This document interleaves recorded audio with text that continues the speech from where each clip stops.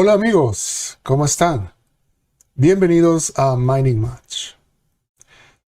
Esta tarde tenemos a nuestro invitado Ricardo Valls, quien está de vuelta en su segundo presentación, dando a conocer su experiencia, y en este caso vamos a hablar sobre lo que necesita saber para procesar los datos geoquímicos. Algo muy importante en la etapa de exploración de todo proyecto minero. Y entonces, sin más preámbulo, damos la bienvenida a Ricardo. Hola Ricardo, ¿cómo Hola, estás? buenas tardes, Alan. Buenas tardes a todos los presentes. Eh, de entrada quiero disculparme si el audio está un poquitico no perfecto, que estoy en el campo en este momento, estoy transmitiendo desde Colombia, desde nuestra mina de oro aquí en Río Negro. Voy a compartir la pantalla.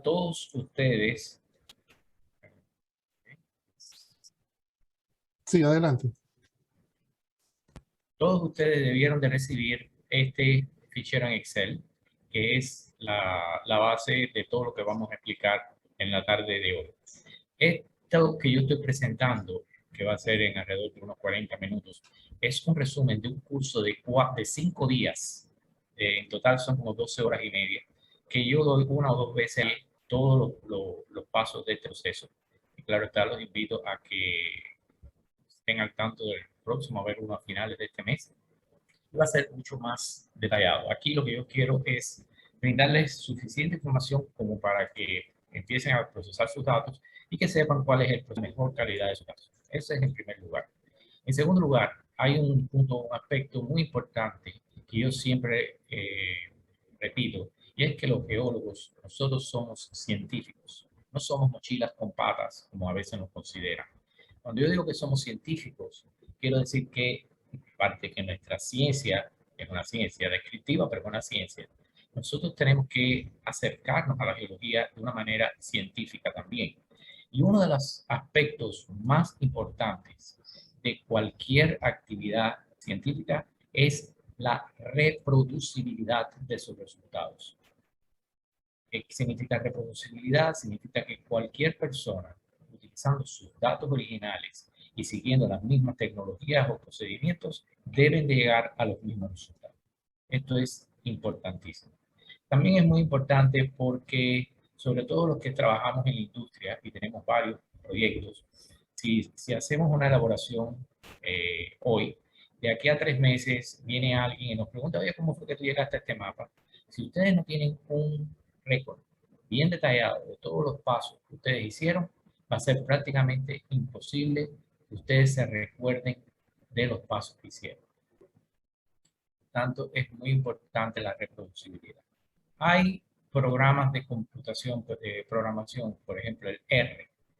R fue diseñado, entre muchas cosas, precisamente para mantener un récord de todos los pasos que se hacen en una investigación, de forma tal que cualquier persona venga y pueda repetir los pasos. R no es muy user-friendly, como decimos aquí en Canadá. Es un programa que no es intuitivo, no todo el mundo lo domina. Pero ustedes pueden obtener el mismo resultado utilizando Excel. Y en este caso es lo que ustedes están viendo aquí en la pantalla, que ven que hay un montón de distintas pestañas en distintos colores. Cada una de estas pestañas representa una etapa, un paso en la elaboración de los resultados. Y de esa forma ustedes pueden mantenerla para su propio uso, para recordarse qué fue lo que hicieron. Y también en el caso de que tengan una visita, una inspección, etcétera, etcétera, es muy fácil representar los resultados de esta forma. Y por último, esta primera pestaña que ustedes ven aquí, que es un menú, es, un, es una aplicación muy conveniente a la hora de explicar y saltar de una pestaña a otra. Es una especie de menú. Si yo cliqueo en cualquier pestaña, va a saltar a la pestaña específica y después aquí cliqueando en el Back to the Table of Content me va a regresar aquí a la tabla del menú. Si ustedes se fijan, dale. Ajá. Ustedes tengan este fichero termina en XLSM, quiere decir que tiene un macro. Y ese macro es precisamente este primero menú. ¿Cómo se hace este menú? Es muy sencillo y se los digo para que lo pongan en todas sus tablas a partir de ahora. Cogen esta tabla, van aquí a la pestaña y cliquean con el botón derecho sobre el menú.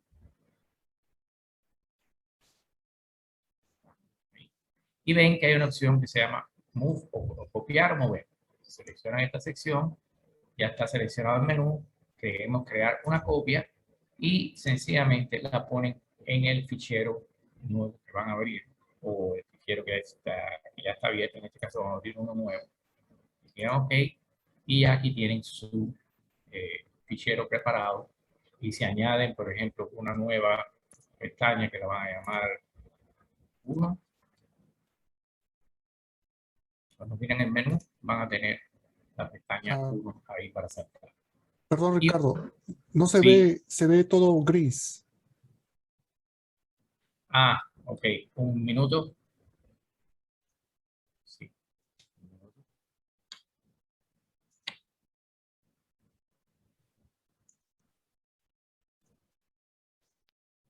¿Ahora se ve mejor? Sí, OK. gracias.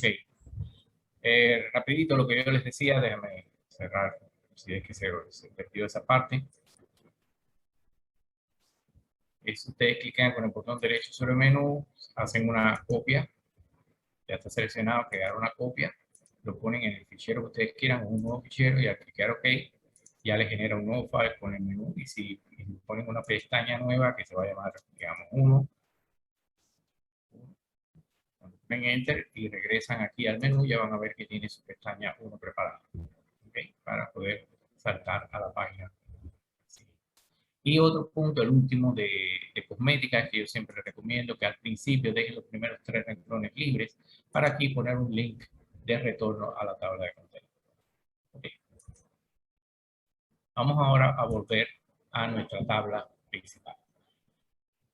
En el día, como les decía, el curso que yo preparo tiene 3 partes. Tiene la parte de lo que es la preparación de los resultados, la segunda parte que es la elaboración de los resultados, especialmente utilizando análisis composicional de los datos. Y muy probable en un futuro próximo voy a empezar a introducir aquí también el uso de aprendizaje automático, machine learning y inteligencia artificial.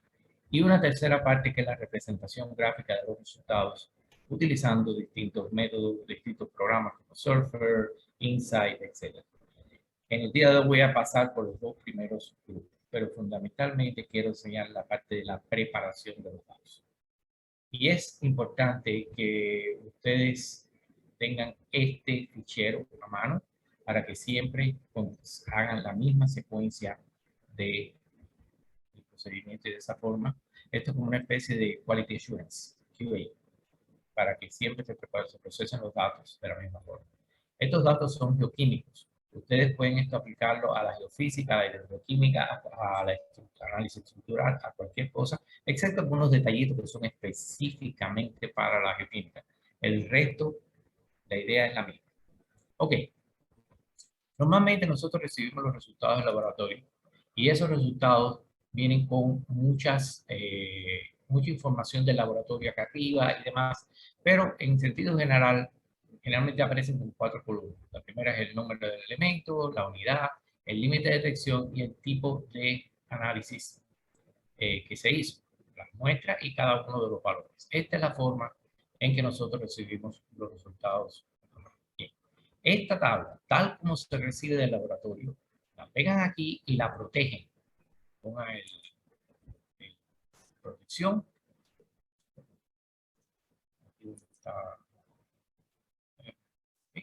Aquí ponen, en search ponen protect. Y ya esa pantalla está protegida y no se puede cambiar nada. Esta pestaña y la siguiente, que es el control de calidad, se ponen y no se tocan más, se protegen, porque si ustedes cometen un error en algún momento durante el procesamiento o una catástrofe, se fue la luz, se echó a perder el programa, o sea, siempre pueden volver a los datos originales y repetir el proceso. El primer paso realmente del sistema es comprobar la calidad de las coordenadas.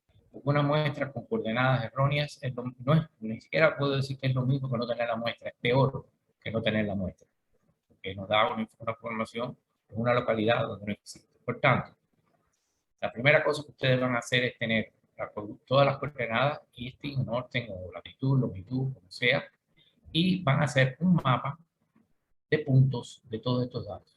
Muy sencillo, seleccionen primero, Shift a la derecha, Control abajo para seleccionar todos los resultados, y después van a insertar los gráficos, ponen el gráfico de puntos, este de aquí, y obtienen su mapa. Inmediatamente ustedes están viendo que hay una muestra aquí que está fuera de lugar.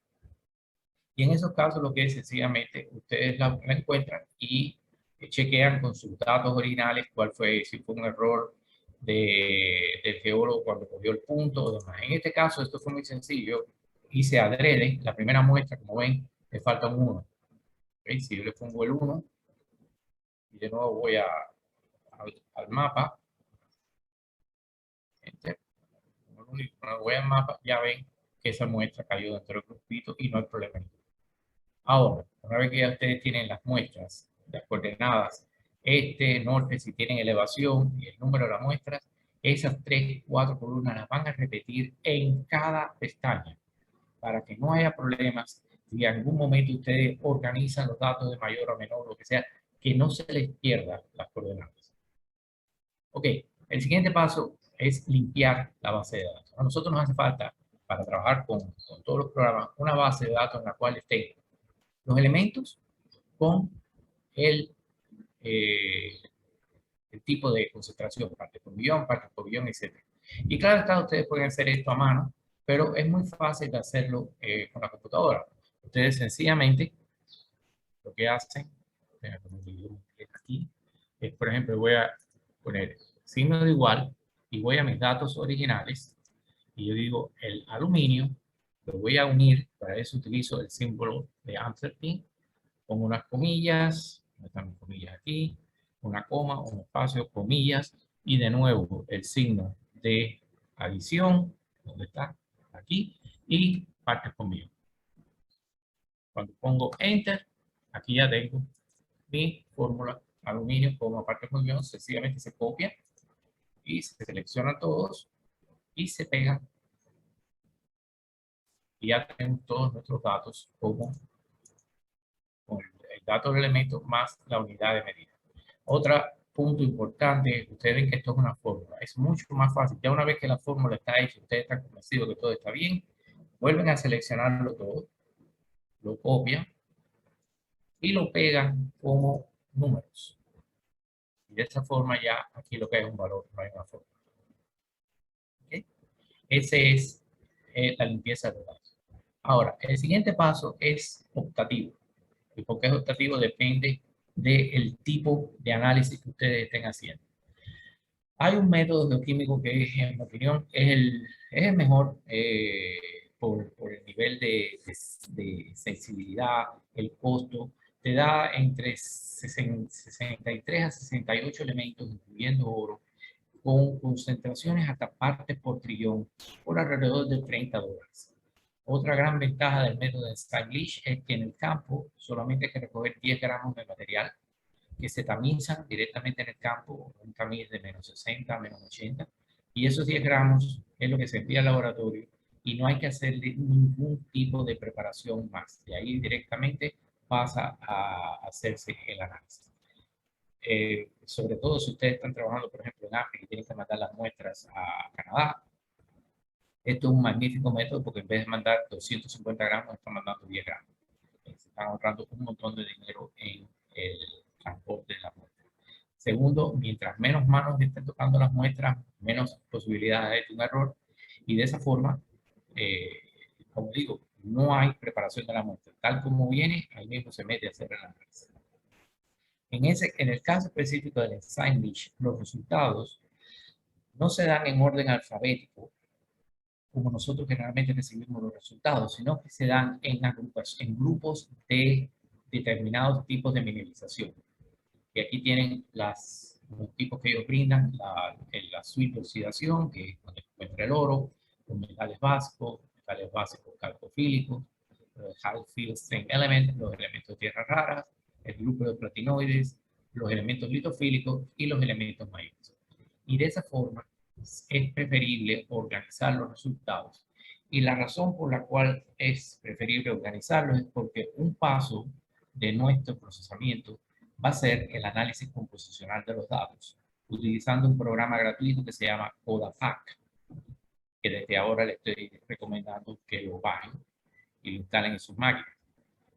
Y el CodaPack tiene una transformación específica que se llama el IRR, que requiere agrupar los datos en esta forma, y es mucho más fácil si ya los datos están en ese orden para agruparlos.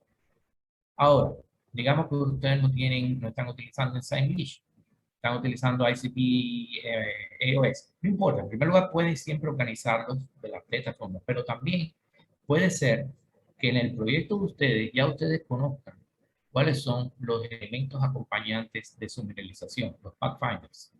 Si ustedes conocen, por ejemplo, que en su depósito el oro está asociado con el bismuto, con el plomo, con la plata y la galena, el plomo, entonces pueden hacer un grupo de los pathfinders y otro grupo de los pathfinders de otro tipo de mineralización. Una de las ventajas enormes del análisis composicional de los datos y específicamente del IRR es que ustedes van a ser capaces de introducir información geológica en sus datos antes de comenzar el proceso de elaboración. Y ojalá que tuviera 10 horas ahora para explicarles todo eso, pero no, tenemos que seguir y ya lo verán más adelante. El siguiente paso, como les decía, este es optativo, si quieren hacerlo, lo hacen. El siguiente paso no es optativo, es eliminar todos los valores que están por encima o por debajo del límite de significación del laboratorio. Hay dos métodos específicos para trabajar con los valores por menores que o mayores que. El más común, el que todo el mundo conoce es, si ustedes tienen un valor, por ejemplo, menor que 1, es sustituirlo por la mitad de ese valor. O sea, sustituir todo lo que es menor que 1, sustituirlo por 0.5. Si es menor que 5, sustituirlo por 2.5. La mitad. Y eso lo hace todo el mundo. Particularmente yo prefiero, soy más optimista, yo no los divido en la mitad. Yo sencillamente cojo el siguiente dígito significativo. Por ejemplo, si es menor que 1, pongo 0.9. Si es menor que 5, pongo 4. Y si es mayor que 10.000, pongo 10.000. De cualquiera de las dos formas, esto es un problema de referencia. Lo ideal para completar los datos que están por debajo del límite de significación es cuando ustedes tienen información geológica, por ejemplo, tienen secciones pulidas o secciones delgadas, y ustedes saben por el análisis mineralógico de que el oro se encuentra en la calcopirita. Por tanto, hay una evidencia geológica, no aritmética, no matemática, de que puede haber una correlación entre el oro y el cobre. Perfecto. El cobre generalmente tiene valores, prácticamente yo nunca me encontré un valor de cobre menor que siempre existen ahí. Por tanto, lo que se hace es coger todos los valores de cobre y todos los valores de oro. Se eliminan todos aquellos valores que están por debajo del límite de significación del oro. Y se toma el primer cuartil de los valores de oro y se hace un análisis de regresión entre el oro y el cobre. Y esa ecuación de regresión se utiliza para determinar los valores de oro que están faltando en su columna. Es el método mejor para hacer este tipo de transformación. ¿Qué más le iba a decir con respecto a esto? Ya, yo creo que sí. Con esto, al final tendríamos una tabla en la cual no hay valores mayores que o menores que. Y, por ejemplo, CodaPack, cuando hablemos de la análisis de los datos, permite trabajar con valores menores que el programa lo entiende, pero no los entiende los de mayores que. Así que es mejor entregar los datos ya preparaditos. Como ustedes pueden ver también aquí están siempre las primeras columnas, el número de la muestra, el liste, nuestra elevación, el número de la muestra, y los elementos están organizados en los distintos grupos. Este es el grupo de óxido, este es el grupo de los base metals, metales básicos, calprofílicos, etc. El siguiente paso es convertir todo a una misma unidad de medida, que puede ser lo que sea, puede ser partes por millón, puede trabajar en partes por billón, partes por trillón, por ciento. Recuérdense que la geoquímica es interesante en el sentido de que no importa el valor individual de una muestra, sino el gradiente, la diferencia entre ese valor y el siguiente. Por tanto, el que si ustedes ponen una unidad de medida, digamos que quisieran trabajar todo en por ciento y todos estos valores van a ser 0.00001, no importa, porque la diferencia va a ser, lo que importa es la diferencia entre cada elemento. ¿Okay? Así que lo llevan todos a una unidad de medida. En este caso, yo como la mayor parte de los elementos en el análisis enzimático de Science son en partes por billón, yo lo dejé todo y es sencillamente los elementos mayores los que tienen, lo que hay que convertirlos en por cientos, o sea, bajarlo de por ciento a partes por billón, multiplicándolo por 10.000. Un paso extra que es muy recomendable es el proceso de los amalgamientos. Y sobre todo cuando ustedes están trabajando con análisis multielementales de 50 y pico elementos o más, van a tener el grupo de las tierras raras, que son 18 elementos que tienen la misma información. Cada uno de ellos se comporta igual. Por tanto, si ustedes es como tener 18 líneas que van a estar repetidas. Cuando hacen un análisis, por ejemplo, correlacional, van a tener 18 columnas y 18 filas que van a tener correlaciones todas de 0.9 a 1. Por tanto, no están brindando información adicional.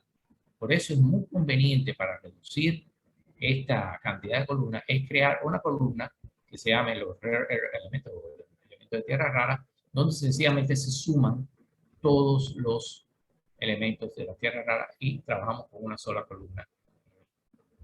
¿Cuándo no podemos hacer esto?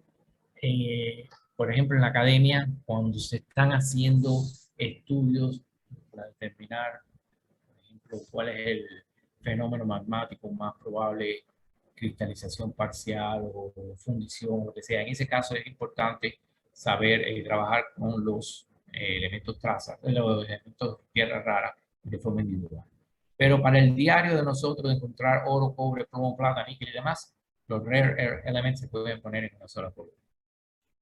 Otra posible amalgación es, pueden poner la suma del sodio con el potasio y así tendrán el total alcali, la alcalinidad total. Pero generalmente yo lo pongo, pero lo dejo también el sodio separado del potasio, porque son dos elementos asociados a los procesos metasomáticos, pero que tienen implicación mineralógica muy distinta.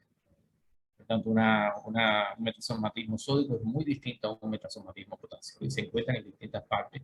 Por eso yo trabajo también con el sodio y el potasio separados. Ok, ahora voy a ir al punto más importante para los bioquímicos. Todos los bioquímicos deben de saber esto. Y es el proceso de normalización por el hierro y el manganeso.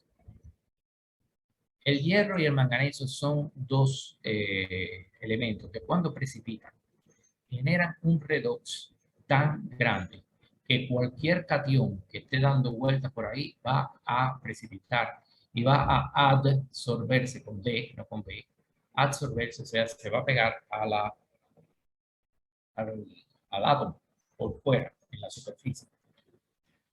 Los soviéticos, hace muchísimos años, estoy hablando en el 1900 y pocos, tenían un método de exploración, ellos iban por los ríos y recogían las chinas pelonas, los conglomerados, y les raspaban el manganeso y hacían el análisis de eso. Ponían el manganeso en una cajita de fósforo y esa era la muestra. Nada, pequeñita, y la cantidad de información que tenían era muy grande. Si ustedes no hacen la normalización por el manganeso, por el hierro, van a correr el riesgo de tener anomalías que son reales, pero que no están asociadas al cuerpo mineral. Son un producto de la química de estos elementos. Anteriormente se decía, cojan todos los elementos y divídanlos entre hierro y más manganeso, todos. Pero bueno, ya han habido muchos más estudios y demás, y se sabe en estos momentos, por ejemplo, que el bario, cobalto, el zinc, el níquel, el cadmio y las tierras raras son muchos, se afectan mucho más por el manganeso. O sea, esos elementos, entonces con cada uno de esos elementos y lo dividen entre, por ejemplo, en este caso el renio, lo dividen entre el manganeso de esa muestra. En el caso del plomo, uranio, vanadio, torio y circonio y también la tierra rara, se afectan por el hierro. Por tanto, esos elementos hay que dividirlos entre el hierro. En el caso específico de las tierras raras, hay que dividirlo por la suma del manganeso y el hierro. Y de nuevo, no se preocupen si ustedes ven que ahora tienen unos números que son decimales muy pequeñitos cuando los otros no están variables. Eso no afecta a los solubles. Yo llevo, ¿cuánto? 37 años trabajando en la geología y más de 30 años han sido en geoquímica, modelaje geomatemático y demás. Y les digo que el efecto, el normalizar las muestras por el hierro y por el manganeso hace la diferencia en el éxito de la campaña de interpretación. Otro aspecto, otro momento para normalizar es que ustedes, si tienen la información, normalicen cada muestra por el peso. Y me refiero al peso de la muestra tomada. En el momento que la tomaron, la muestra esta, normalicen por el peso. Y de nuevo, van a tener números muy chiquitos, no importa.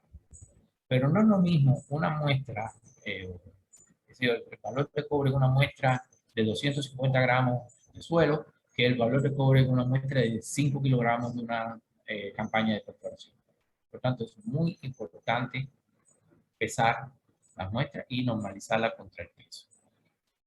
En un paréntesis musical, aquí también como una cuestión de control de calidad, es muy conveniente, es una buena práctica, que cuando se envían las muestras al laboratorio, ustedes las pesen, porque lo primero que hace el laboratorio cuando reciben las muestras, las ordenan y revisan que no haya ningún paquete roto, que no haya muestras repetidas, ellos pesan todas las muestras, porque a ellos les hace falta ese valor precisamente para estimar los resultados finales. Por tanto, ustedes siempre deben de chequear, les digan al laboratorio que cuando ellos terminen el pesaje, le manden una copia de esos resultados y chequean su peso contra el peso del laboratorio, a ver si no hubo un paquete de rocas que perdió unas cuantas libras de peso, porque alguien sencillamente se robó un pedazo de testigo que tenía un clavo de oro o una mineralización de cobre muy bonita. Eso ha sucedido. Por tanto, es una buena práctica. Y si ustedes nunca han pesado las muestras y están trabajando con un laboratorio decente, ustedes pueden llamar al laboratorio y pedirles que les den los pesos de cada muestra y de esa forma normalizarlo todo. ¿Cómo vamos? Imagino que digo. Vamos ahora a otro punto muy interesante. Ya estamos acercándonos al final de lo que es la preparación pura de las muestras. Y es la determinación del nivel de erosión. Esto es una técnica que en la antigua Unión Soviética y en general en Europa se estudia en todas las universidades, todo el mundo la conoce y por alguna razón en América esto no se conoce. Y se basa en el hecho de que cuando un yacimiento mineral se forma, un cuerpo mineral se forma, siempre va a haber un grupo de elementos que va a tender a concentrarse por encima del depósito, que se llaman supraminerales o supraelementos, y otros que se van a concentrar por debajo del depósito. Y claro está, se llaman infraelementos. Y si ustedes hacen un coeficiente de supraelementos sobre infraelementos, si ese coeficiente le da un valor mucho mayor que 1, quiere decir que el corte erosivo, el suelo, está aquí y el cuerpo mineral aún no ha sido tocado. Por el contrario, si les da un valor negativo o muy pequeño, quiere decir que el corte erosivo está aquí. Y eso implica que aunque tengan la mejor anomalía del mundo, es una anomalía residual, porque ya el cuerpo fue erodado. Esto es una técnica que es tan sencilla y tan efectiva que yo me maravillo de que no todo el mundo lo utilice diariamente. Claro está que esto funciona mucho mejor con rocas, pero yo lo aplico siempre, excepto con agua o biología, ¿no? Pero en suelo yo también lo aplico, aunque sea solamente para tener una idea de la posible erosión de una anomalía. Esto es importante, porque cuando ustedes, incluso si tienen dos, digamos que tienen dos anomalías muy buenas, una está aquí arriba y otra está aquí abajo. ¿Cuál van a explorar? La meta es esta, porque es la que tiene la posibilidad de encontrar todo el cuerpo minero. Hay una metodología para determinar específicamente cuáles son los elementos supra y cuáles son los elementos infra, pero en realidad para nuestra práctica, eso es en la academia, en la práctica de nosotros, el diario, en el campo, hay siempre un grupo de elementos que por sus características van a migrar más, van a estar siempre en la zona superior. Ejemplos son el bario, el mercurio, el zinc, la plata, y hay otros. Esos elementos siempre van a estar supra. Y hay otros elementos como el cobalto, el níquel y el cromo que siempre van a tender a concentrarse en la parte de abajo.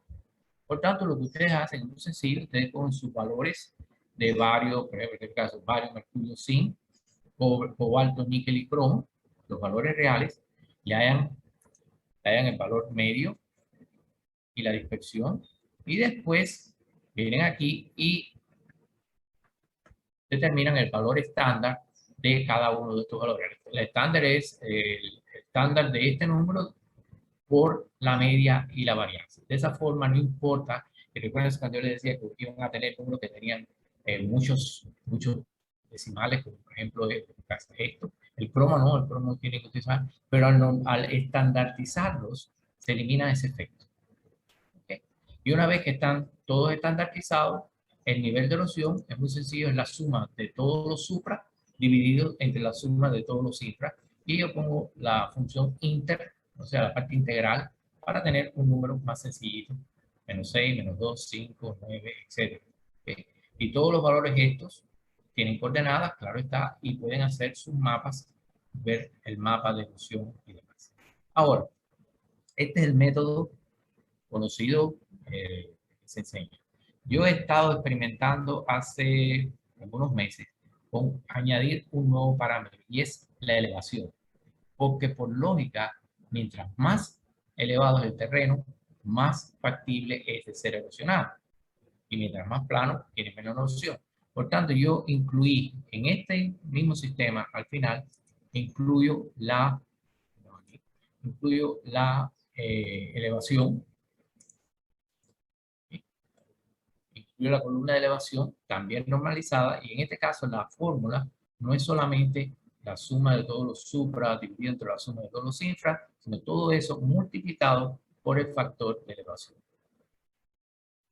Y esto me ha dado mucho mejor resultado a la hora de interpretar las zonas de erosión.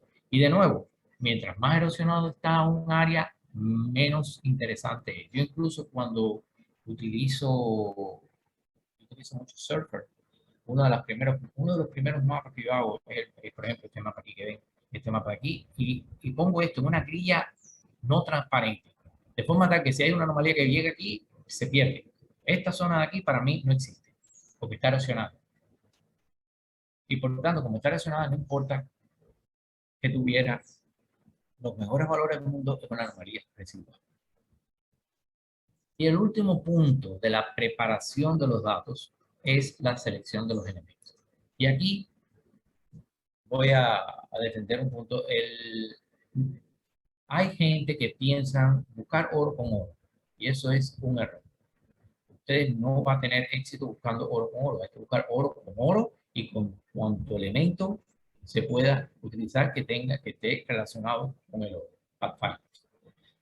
Normalmente la diferencia en precio entre un análisis ICP de 32 y 56 elementos es prácticamente nada. Tanto es mejor tener la mayor cantidad posible de elementos cuando se hace el análisis.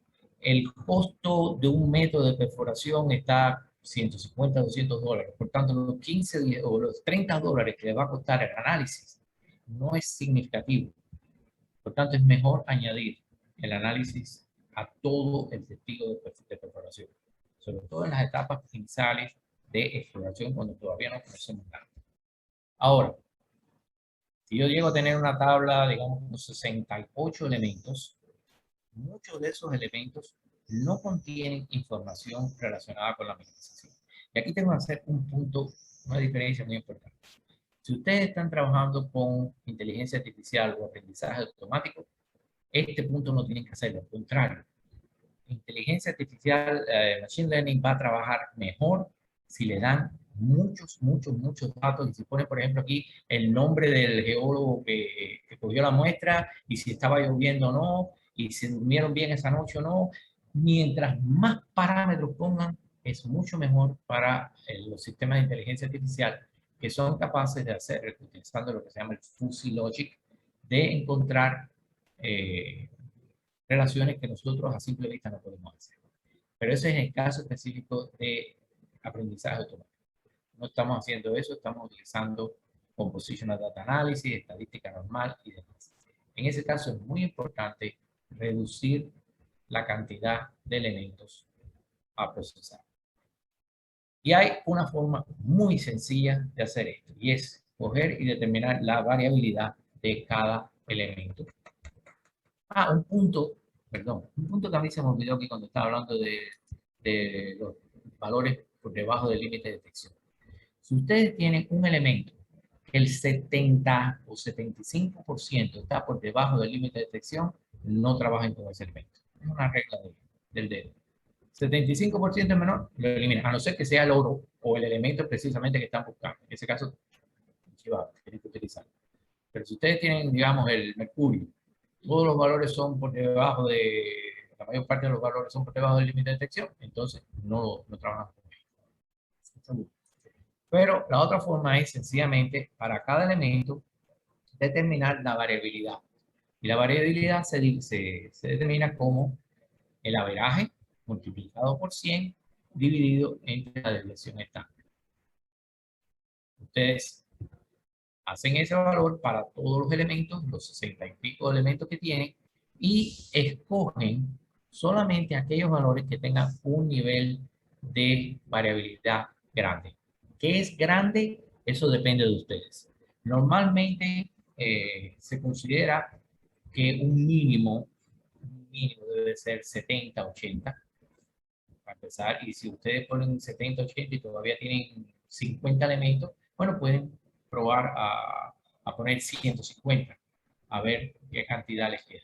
Normalmente, y esto es un método muy sencillo, y como verán después, cuando ahora vamos a hablar un poquito de análisis composición de datos, uno de los primeros pasos es precisamente una metodología que te va a determinar cuáles son los elementos informativos. O sea, una combinación de estos dos les va a dar los elementos que tienen la mayor información. Por desgracia, de esos 68 elementos, como en este caso, creo que son 15 o 20 que tuvieron información significativa. Ahora, déjenme hablar un poquitico de análisis composicional de los datos. El análisis composicional de los datos es una técnica estadística que tiene menos de 15 años de desarrollo. Pero básicamente lo que implica es lo siguiente.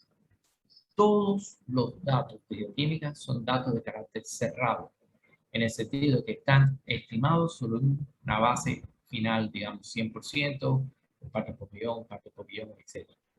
Todos los valores que sean estimados sobre una cantidad fija se llaman datos cerrados.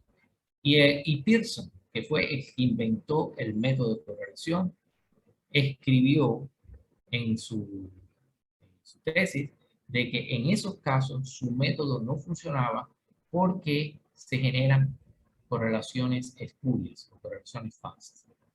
Eso lo sabe todo el mundo, pero el problema es que la correlación es un método tan eficiente, tan elegante, que los geólogos siguen utilizando a pesar de que sabían de que no daba resultados perfectos. Y es por esa la razón de que en muchas ocasiones ustedes han hecho sus mapas y cuando perforan de 5, 3 se les van en blanco. Porque ahí esa fue la influencia de las correlaciones espurias. Los que pueden visitar mi canal de YouTube, Ricardo Valls en YouTube, lo pueden ver, van a encontrar varios videos acerca del análisis composicional de los datos. Los hay en español, los hay en inglés. Es un tema que es muy importante y como les decía, en el 2004 o 2005, un estadista llamado Atkinson, escocés, ya murió, que resolvió este problema.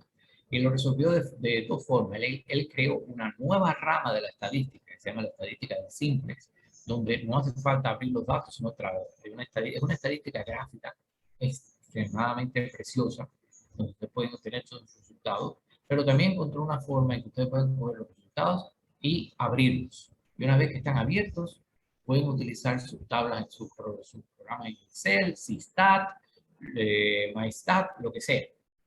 Ya cuando los datos están abiertos no van a tener problemas de las correlaciones falsas, regresiones erróneas y demás. Como les decía, esto es parte del curso y es una conferencia de 1 hora por sí sola. Pero el primer paso que nosotros hacemos con el CODA es precisamente crear lo que se llama el biplot del componente de análisis principal, en el cual obtenemos este gráfico. Como yo les decía, la estadística del simple es una estadística gráfica. Mayormente nosotros tenemos gráficos que se interpretan. Y en este caso, la interpretación es muy sencilla. Los elementos que tengan los ejes más largos son los elementos que tienen la mayor información. Los elementos que tienen los ejes uno pegadito al otro tienen la misma información. Por tanto, por ejemplo, entre todo este grupo ustedes pueden coger el bromo y ya, van a tener la misma información que todos. Elementos que estén en línea no tienen correlación ninguna. Elementos que estén en ángulo de 90 grados tienen correlaciones cerca a 1. Y de esa forma ustedes van interpretando, pero este es el primer paso que yo hago para determinar cuáles son los elementos más significativos. Y una forma muy sencilla de hacer esto, yo lo que hago es insertar un círculo, voy a aplicar Shift, igualito, y pongo ese círculo en el medio del gráfico y miro a ver qué elementos están afuera. Estos son los primeros elementos más informativos. Después, si quiero, puedo reducir el círculo, puedo poner el centro y ver qué nuevos elementos aparecen. Y de esa forma, lo mismo que hicimos aquí, cuando estamos haciendo el porcentaje, el CLR plot nos va a dar el mismo resultado. Además de eso, nos va a dar el análisis de componente principal, el cual puede ser interpretado. Esto es uno de los pasos más importantes que ustedes van a tener. Los componentes principales se pueden agrupar, y una vez que están agrupados, los ordenamos de mayor a menor o de menor a mayor y vemos cuáles son las asociaciones de elementos que se forman. Por ejemplo, en este caso, el PC1 es un elemento componente principal para los tierras raras muy fuertes. Tierras raras dividido entre manganeso y, digamos, manganeso y magnesio. Pero en otros casos, por ejemplo, el PC2, cuando lo organizamos, tenemos ahí el grupo de el oro, magnesio, bario, bla, bla, bla, dividido entre vanadio. Y así ustedes van a ir obteniendo las distintas asociaciones, los distintos componentes principales. Y es un aspecto muy importante que yo siempre recalco, es hacer la interpretación al mismo tiempo que se hace la elaboración. No dejen al final para sentarse y voy para y decir, ¿qué quiere decir este coeficiente? No, ustedes tienen el coeficiente que dice, por ejemplo, uranio más manganeso más oro dividido entre vanadio y potasio. ¿Qué significa eso? ¿Qué geológicamente me está diciendo? Ok, yo sé que el uranio uranio está asociado a las rocas félsicas. El potasio también asociado a las rocas félsicas. Por tanto, aquí estoy viendo que si hay un proceso en el cual el potasio disminuye, estamos teniendo una mayor concentración de oro con uranio. Ya eso es una implicación geológica. En el caso de los RE, tenemos un RE muy sencillo que es la cantidad de elementos traza dividido entre manganeso. No, fíjense la importancia. Yo estoy seguro de que esto está asociado a la mineralización y no es un problema de químico, porque ya yo hice la normalización de mis datos por el manganeso y por el hierro. Si yo no lo hubiera hecho, es muy probable que no hubiera podido encontrar esta relación.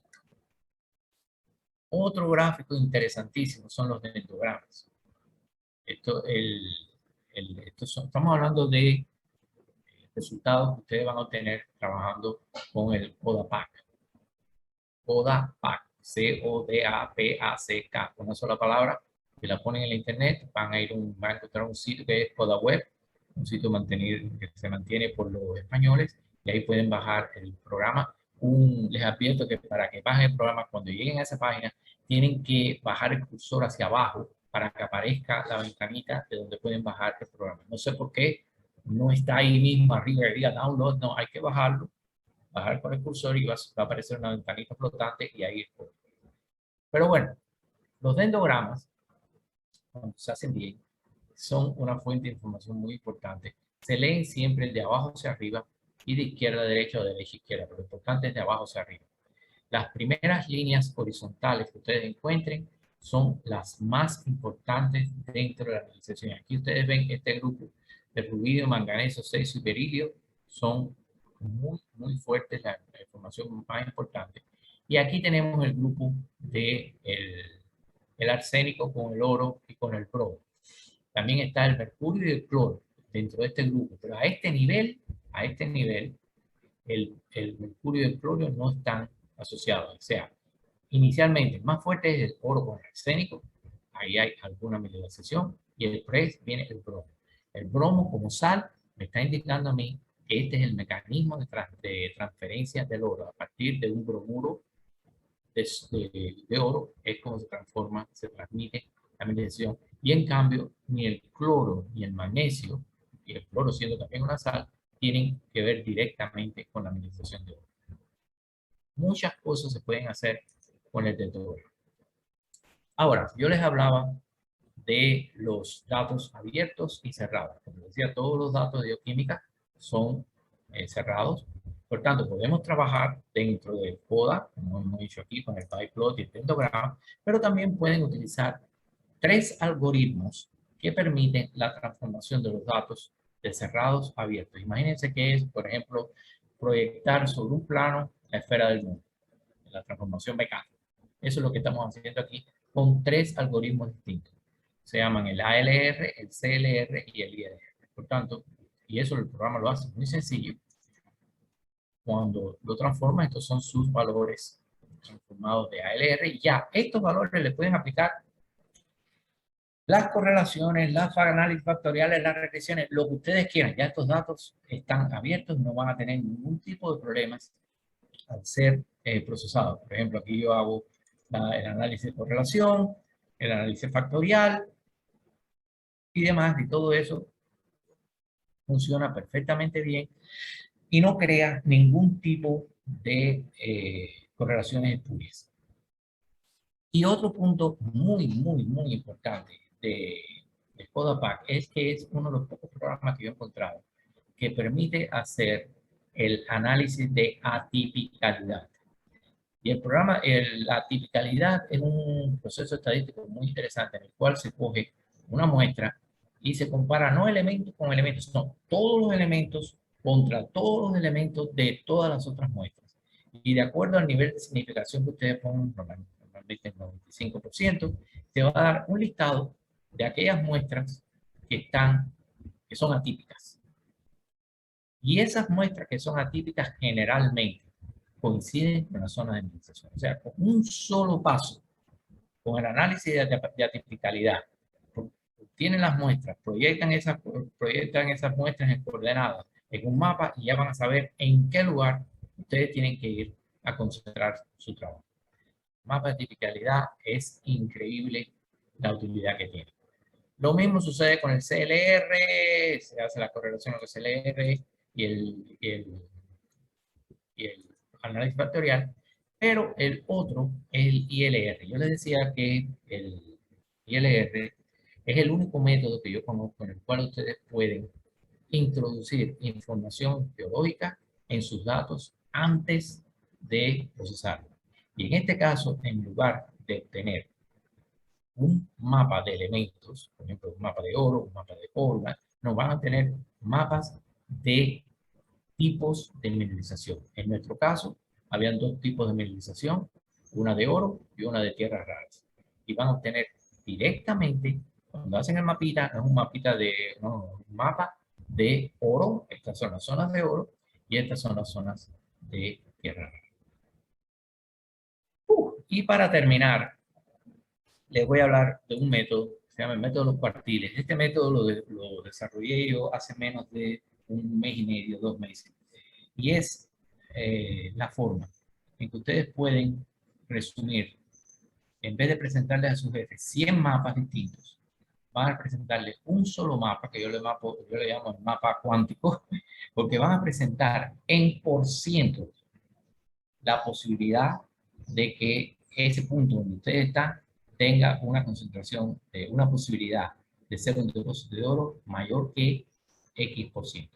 Normalmente cojo 75, 80 y 90%. Imagínense que ustedes le van a presentar a su jefe un mapa donde están las isolíneas diciendo que en esta zona de aquí hay un 90% de posibilidad de que haya un depósito.